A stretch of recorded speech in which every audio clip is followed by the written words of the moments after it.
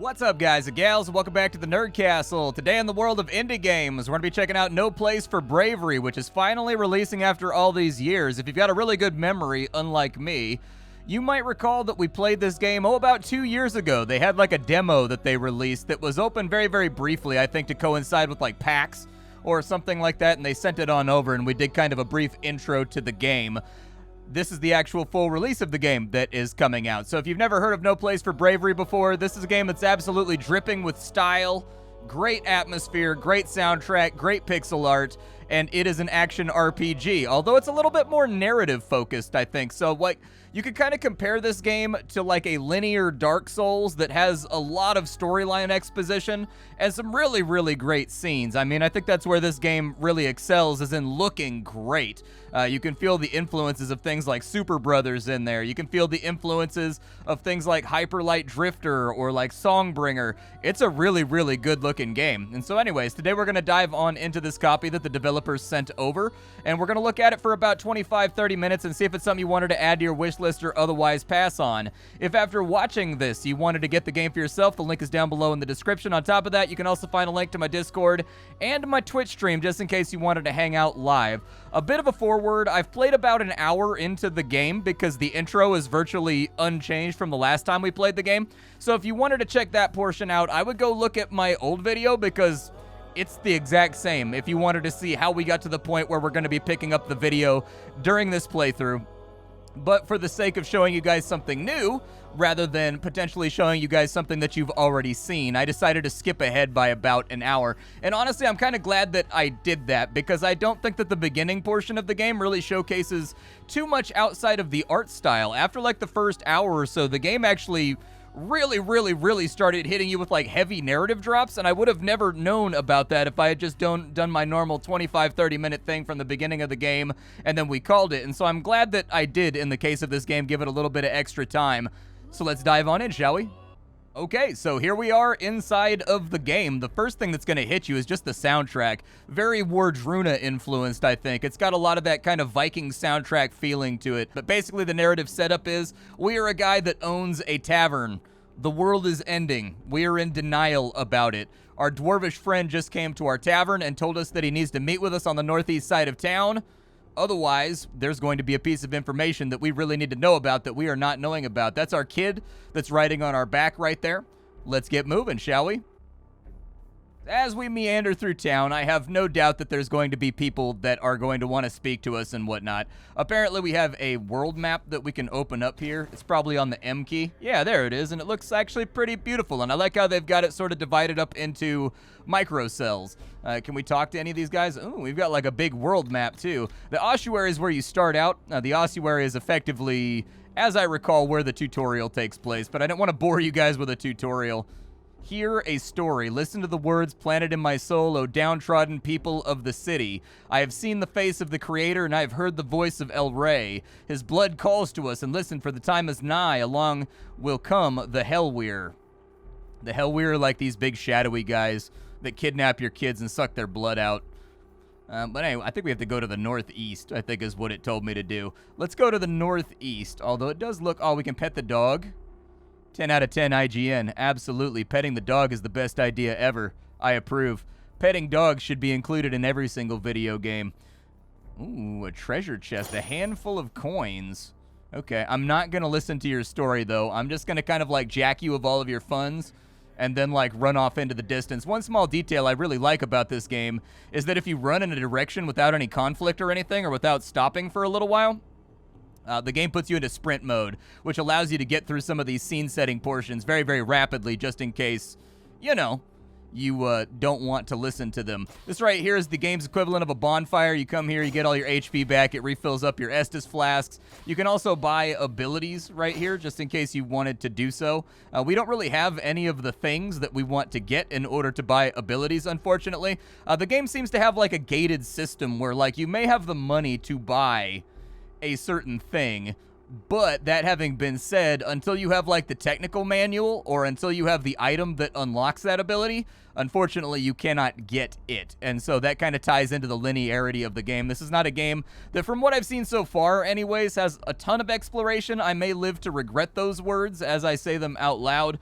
But anyways, I found that the game in general likes to keep you on a path. It serves you up with fights that force you to develop certain skill sets in order to get further. Who is this big bad mamma jamma?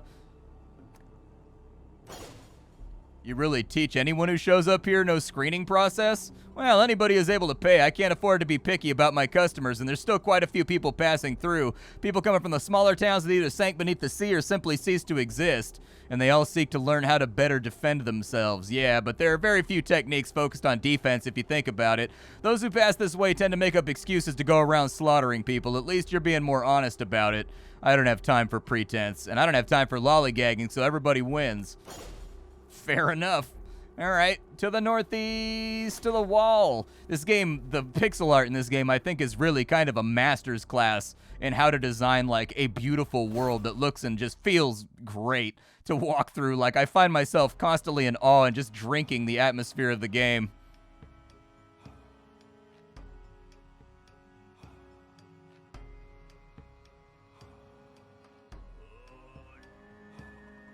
Citizens of Ossuary, please lend me your ears and most importantly your hearts. We are facing a battle for the last bastion of civilization, a war, but you already knew that.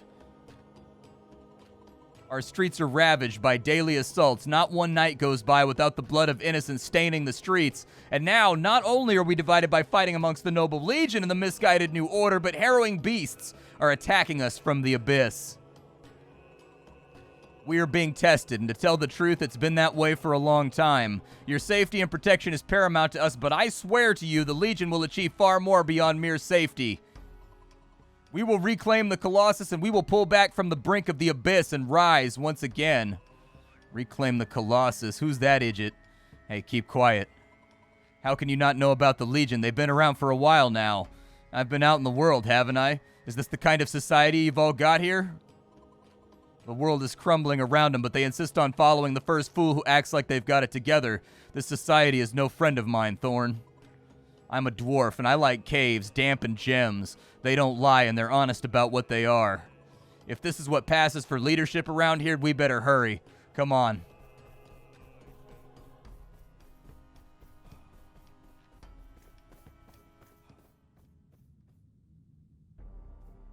Well, he went off to the right, so I suppose I'll follow him in that direction. There was a treasure chest back there that we failed to acquire, but I'm not going to have too many panic attacks about fighting it.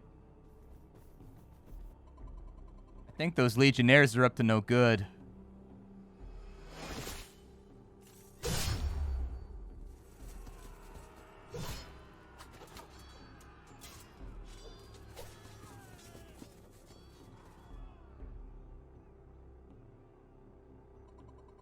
We can do something. Are we just gonna stand by and let this happen? We can make a decision. I don't know. Maybe help the... I don't honestly know. It's not my business, dude. I'm staying out of it.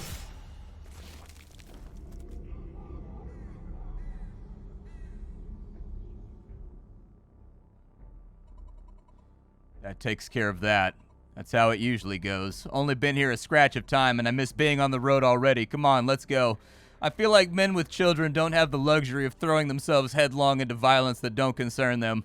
That's ultimately kind of, I think, what my decision pivoted on, is it's like, we have children, man. The time for brawling and throwing down is when you're a lot younger and you got a lot less to lose. Once you're, like, physically carrying your family member on your back, I feel like diving headlong into the fray that's somebody else's problem and not mine. It's the kind of thing that I can ignore and just be like, well, if y'all want to kill each other, go ahead. But I got my kid with me. This is not my problem. I think this is the place. They built this old house over the top of it, but there's a secret entrance to a base of the Dwarven Guardians right here. I hope it's as empty as it looks. Come on, lad. It's not going to be empty. This is what I call a dump. Feel that? It's cold. This place is close to the frozen wastelands. People don't live here by choice. In we go.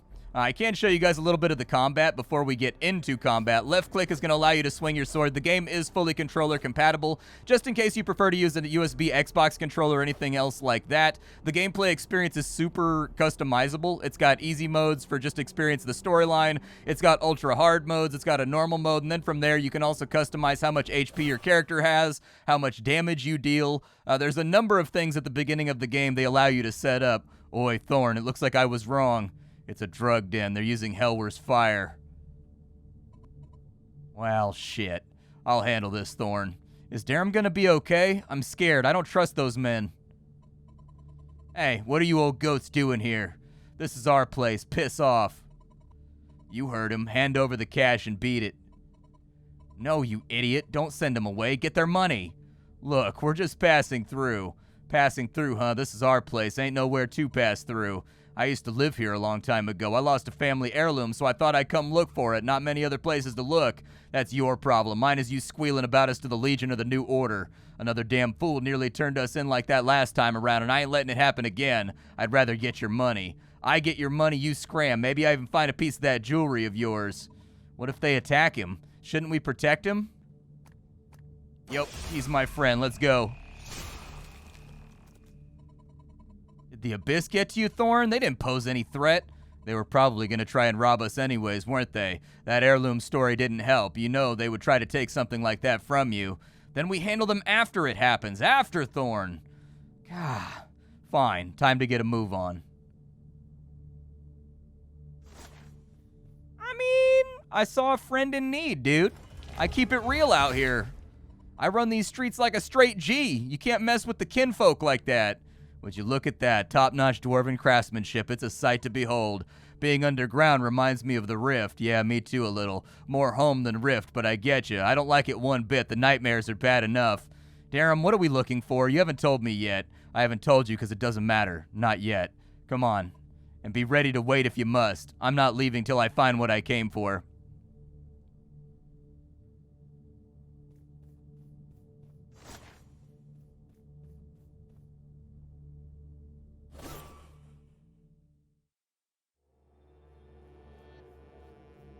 Well, there's a save point, so that's never a good sign. Let's go ahead and pray real fast, just so we can get ourselves on the books as having saved our game recently. The game does seem to, like, what does that do? Can I pull this big switch over here? Oh, apparently it just took me back to the campfire. All right, fair enough. I was trying to interact with the switch, but, like, I get what happened.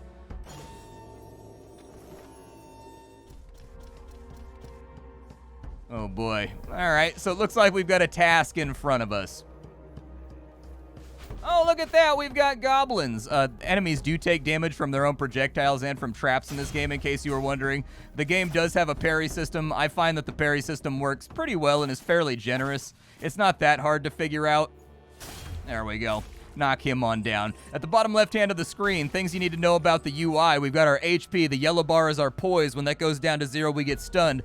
All enemies in the game also have poise. If you lower their poise all the way down, they get stunned, and you deal like triple, like 300, 400% damage. So honestly, this is going to be one of those Dark Souls style games where becoming a parry Chad is going to be necessary. Like, it's just one of those unavoidable facts about this game is that the parry, you gotta do it. The game does have an inventory system. We can go to said inventory system through this menu right here. And so there's our inventory. We've got our Estus flasks over here. We can use those with the 1 key. We can throw knives to interrupt animations. And then we've also got these, which are consumables that make our health regenerate for a little while. There are a lot of other items in the game that will refill your various meters or reinforce them. You will want to use them when the time is nigh. This thing's firing like 3 bullets at a time. There's also, with the parry system, things you need to know about. These enemies right here, when he swings, what you'll see is he got like a little white flash above his head. The white flash above his head means that the attack can be parried or blocked. If the flash is yellow, it means that it can be blocked but not parried. And if it's red, it means get the hell on out of the way. The game does supply us with a little bit of a dash. I'm not a huge fan of the dash in this game. I feel like the dash is a little bit clunky, and that's largely because you can't attack into and out of the dash. it's just not going to be an option. So if you play other games like Hyper Light Drifter or maybe Hades, what'll happen is an attack animation will be broken up into like 8 frames. On frame 1 through 4, it's a wind-up, and you're able to dash out of that. 5 and 6 is where the attack hits. You cannot dash out of that. And then 7 and 8 is kind of like a follow-through, and you can dash out of that. This game doesn't have that fluidity in its dash, being able to attack into and attack out of. And I think that the game suffers from a little bit of clunkiness because of it. The general combat is like serviceable and fine, but I think where this game really, really succeeds is in its narrative delivery and also in the artistic devices it employs in order to get those ideas across. And so anyways, being that it is a combat-heavy game, I'm predicting now that there are going to be a number of reviews that don't like the game because of the somewhat clunkiness of the combat. It's not like crazy clunky, it's just that the combat is fine, and we live in a world where like exceptional combat exists from games like Hades and stuff like that. And so anyways, I think it's going to kind of bump elbows here and there with the... Oh, I'm on fire right now. Unfortunate. You can block from any direction. If you're blocking right, it doesn't really matter. It'll block attacks from the left from what I've seen so far. Oh, I messed up. Yeah, and I'm officially dead. That's unfortunate. The game does rely pretty heavily on kind of like this dash platforming. I once again feel like that's a huge mistake. With 2D games, nobody's out here trying to platform. That's just the fact of the matter, is like with a 2D sprite-based game, nobody's trying to platform using like a skid dash. It's one of those things that unfortunately was included on into the game, and I'm not a massive fan of it. And the game does use that sort of theme a lot, where you're going to be doing like dash platforming. I sort of don't like it. Let's see if we can maybe do a little bit better this time. I think maybe we can. We've got that little shooter down there, but he's hitting the platform, so I'm just trying to watch and wait for all this stuff to line up with one another, basically. We kind of want to be out of the way of the flamethrower as much as possible. I'm just going to kind of camp this corner right here, and I've got to wait for the opening to become apparent, unfortunately. Possibly right there. Yeah, that's close enough. I took a little bit of damage, but luckily the trap doesn't really hurt too much. Get over to here just to get out of the way of it. I got a diagonal dodge right there, which is really where the platforming in this game gets a little bit ugly. Luckily, I touched the wall right there, so it gave me credit for the platform. It looks like the flame is running constantly on the south side of that guy. We'll go ahead and kind of stay where... dude, I got hit right between the eyes. All right, we made it over to the platform right there. We made our little jump, and now I'm just kind of waiting for an opening. It's probably after this rotation right here. Block that real fast. This was a terrible idea with my kid on my back. Why is my kid included in this adventure? I feel like that is largely a mistake. The kid should not be here. There we go. We've made it across with a little bit of aplomb. We're going to wait for that block, dash across. There we go. And now we can finally wipe this dude out and get our revenge for him being such a massive annoyance while we were trying to solve the rest of this. Hit the switch right there real fast. Looks like it gives us a platform that takes us on back. And it's opened up a switch right there, so that is good. I like that. Basically, any way to get myself out of this death trap. Oh, nice. Cool. We found an item that's going to allow us to unlock an ability. Good. Let's carry on back up here. I think that when you die, you, like, lose your money or something. I don't really know.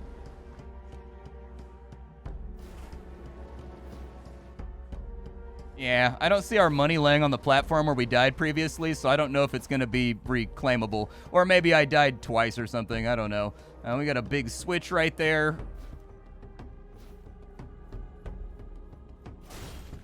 I've got to hit the switch. For whatever reason, normally use F to interact with things, but right there it wanted me to smack the switch with my sword. It's fine. We got a guy coming in right here. We're going to go ahead and give him a fast parry, finish him off. Enemies are going to have these execution animations from time to time. When I first saw them, I sort of felt like...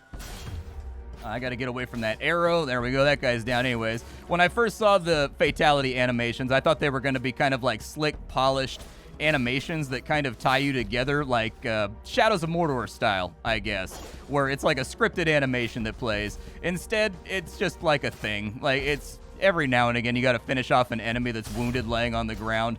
Sometimes there's a lot of them and it can break up the flow of combat, but you don't have to worry about them reviving or anything else if you don't get to them fast enough.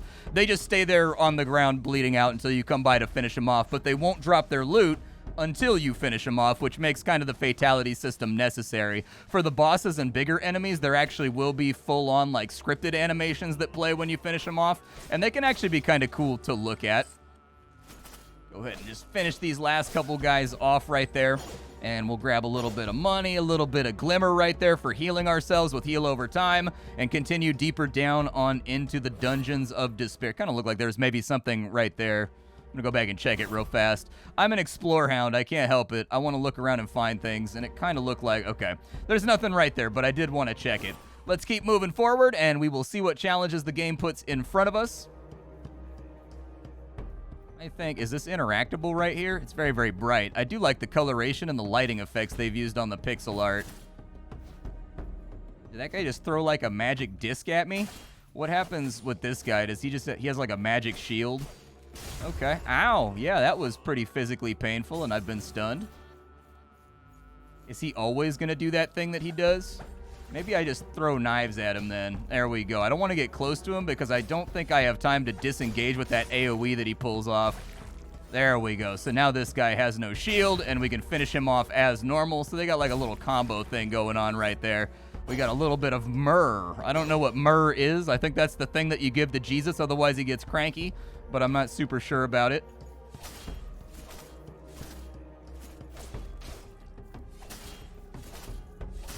There we go. Just got to break that yellow meter, and down he goes. The game does have a nice rhythm to it. So even though the combat, the combat is like 7 out of 10 combat, in my opinion.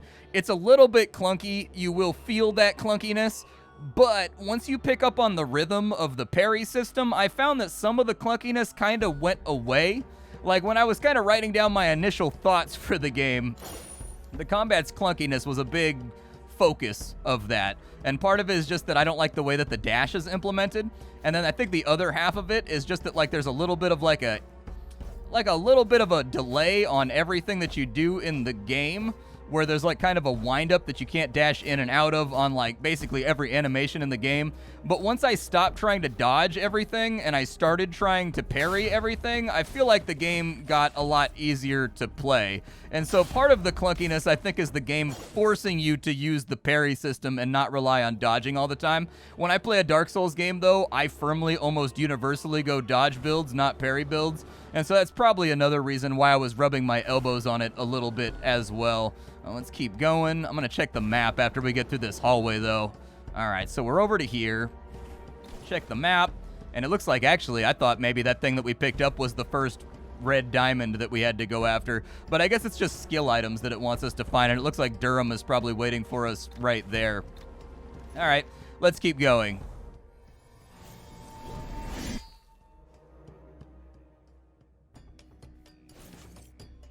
Uh-huh. Okay. I feel very pinned right now. Yeah, I figure... Aw, dude, I tried to... Okay. Well, we're pretty beat up right now. Oh, that guy's got a magic shield, too. That's obnoxious. Hate that. Okay. Block that. Get down to here. Dodge his attack. Just try to stay away from everything that's trying to murk me right now. I didn't know if I was going to need a shield for that one or not, but it looks like we can get to the wizard over here. So I'm going to get to the wizard. Oh, he shot a... Okay, so he got like a little magic laser ball thing at me that he fired. Yeah, it's going to be tough to get aggressive with this guy, I think. Finish him off real fast. Kill him with his own stave. Grab his loot, possibly. I'm going to use one of my heal over times real fast, just in case we take any damage right here. Go down this way. Up. Over, and this is where I feel like it's probably going to get a little bit messy. Because until I can eliminate the ranged guys, we fundamentally... This guy's an elite, you can tell, because he's yellow. All the yellow enemies are elites. Which means they have, like, extra parts of their attack and whatnot. I don't know if his arrows are actually affecting that guy. I think we might have a little bit of a bug going on. But I definitely don't want to fight him until I deal with the arrow guys. I'm just not trying to dodge arrows this whole time, while also dealing with enemies that are spamming melee attacks at me. Oh, I missed the third one. I'm bad at my job. There we go. Now we got him. Perfect. Lay him down. A little bit of a fatality right there. Looks good to me. We did get some throwing knives, which is pretty rad. We'll go deal with this guy, I guess. And I think we already hit that switch. So next we're going to want to hit this switch because I think the blue line is implying the direction. Actually, I don't truly know. I guess that's the one that I didn't get, maybe. Let's try. There we go. So that's opened up the gate. I thought maybe these lasers right here were going to trail along the floor and, like, connect all together. Not the case. Not exactly what happened. I'm going to try not to lose any more health to falling in death pits while we're moving along. I got all the loot, right? All right. All the loot has been acquired. Oh, we got a big dog over here. Luckily, I'm keen to his game.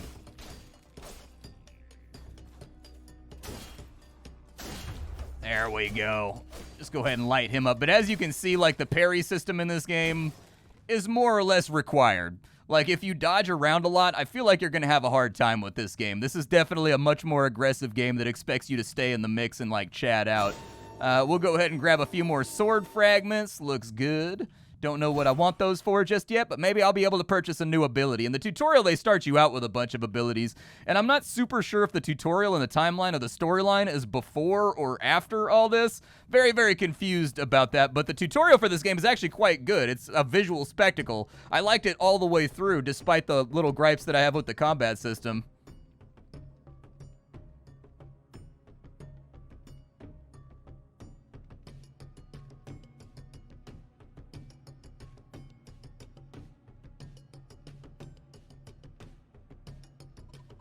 Look at these doors. It looks like a vault. It must be brimming with treasure.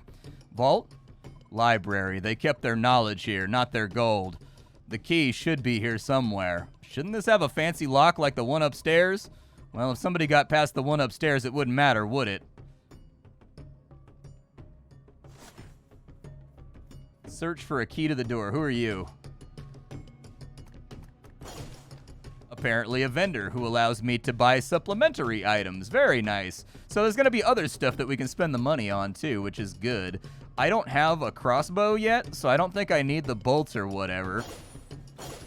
However, I will take about as many of these as I can hold.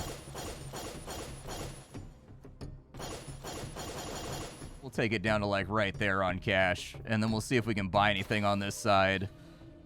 Because I think, like, the most expensive thing on the pyre down here,